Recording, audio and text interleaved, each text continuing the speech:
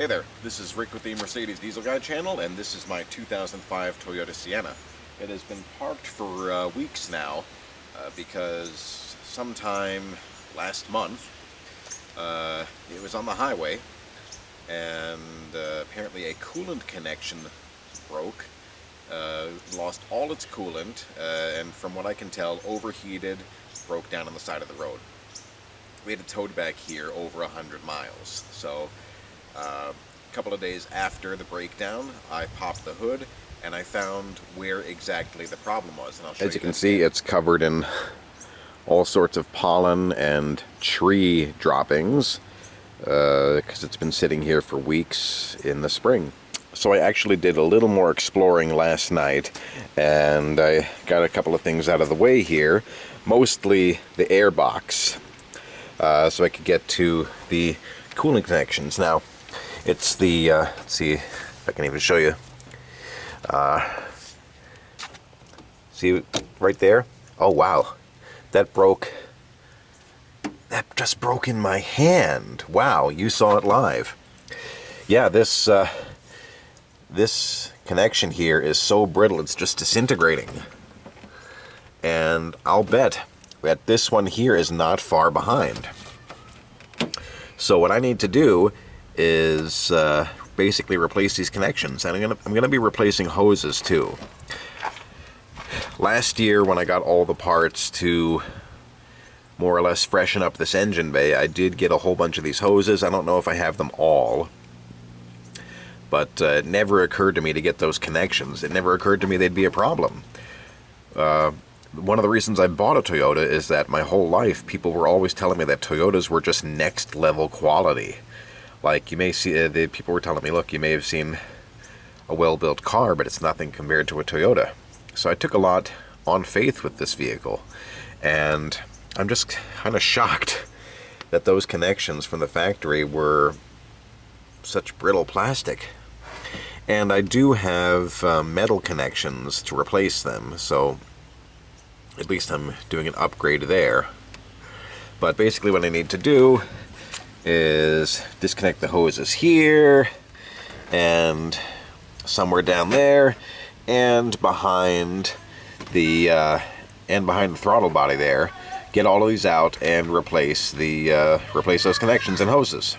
In the previous video, I think I had said I was going to take a lot of this apart and do a compression test, but I've opted not to do that. The way I figure, it's easy enough to fix this damage. It's not going to take me too long to get these hoses replaced and those connections, and it would take a significant amount of effort to do the compression test, because all of this is going to have to come off again, the intake manifold, get the throttle body out of there. And I remember even when I had all of that out, it was not fun getting to the spark plug holes on the back of the engine. So I'd really rather not go through that. The way I figure, a compression test will tell me, you know, whether or not it's worth fixing, and it'll give me a fairly accurate picture of what's going on here.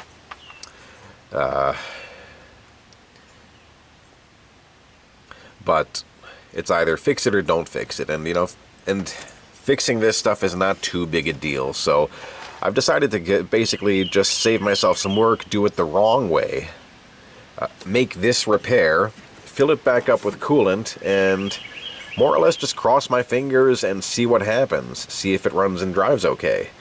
I think given that it does start and does seem to sound fairly okay when it's running, I'm giving it a slightly better than 50-50 chance that it'll be okay once I make this repair. It's not scientific, but I really don't want to go to the time and effort of taking all of this back off just to do a compression test.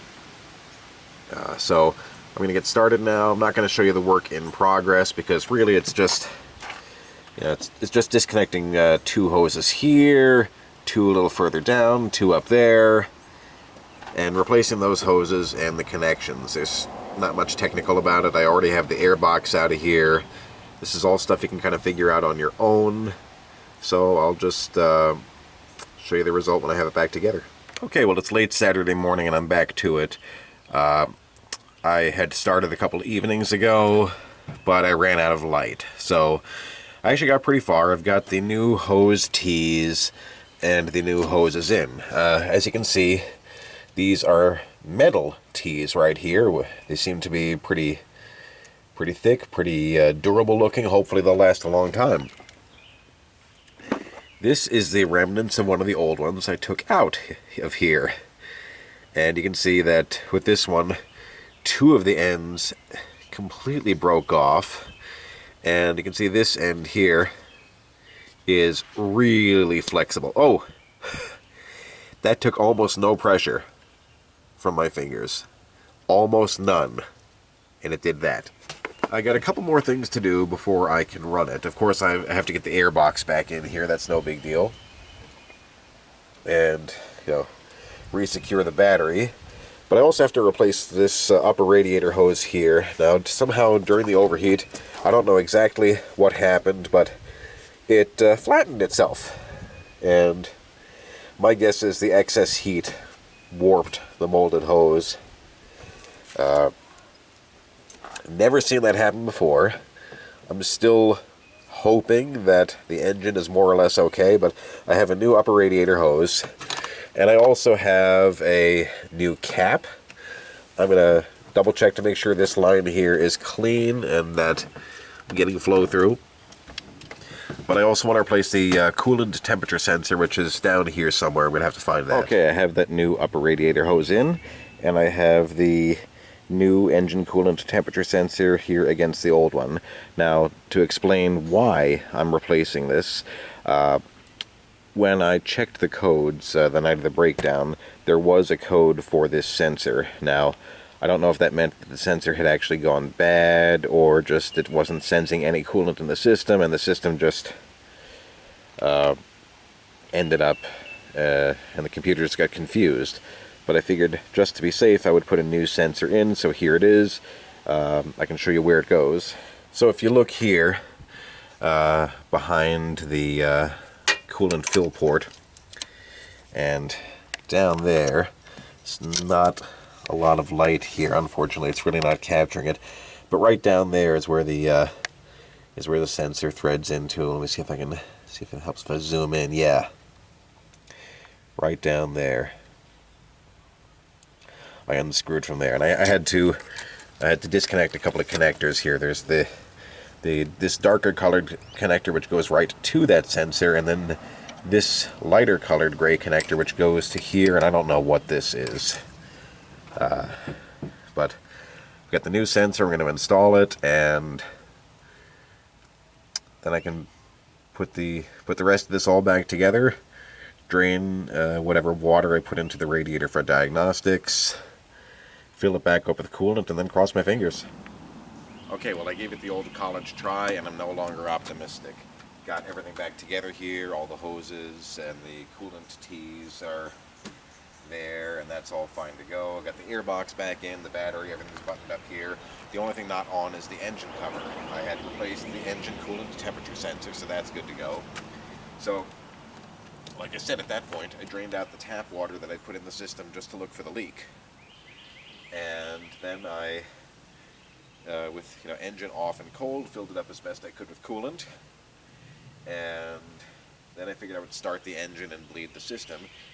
At which point I would see what happened. It took just a few seconds for me to get violent bubbling and gushing out the filler port here, and my guess is compromised head gasket, exhaust gases blowing coolant through the system.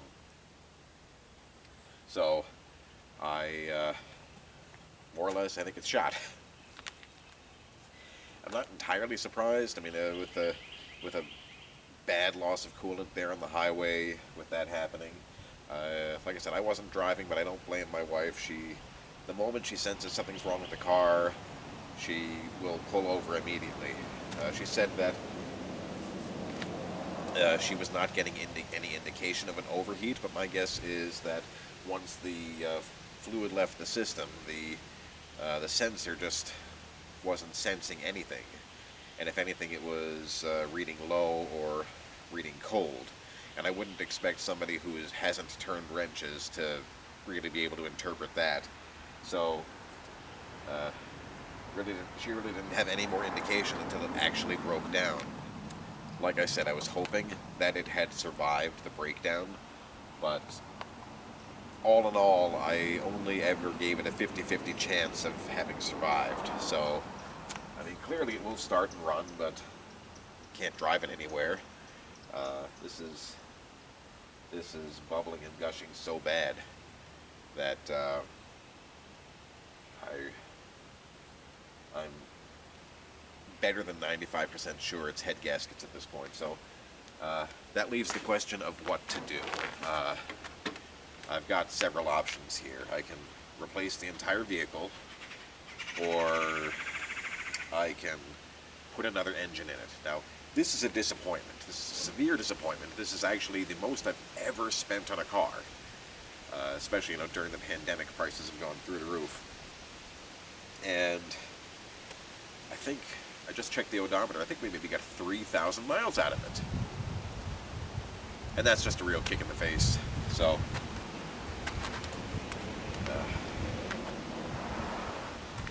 yeah, I don't know what to do. I can replace the entire vehicle.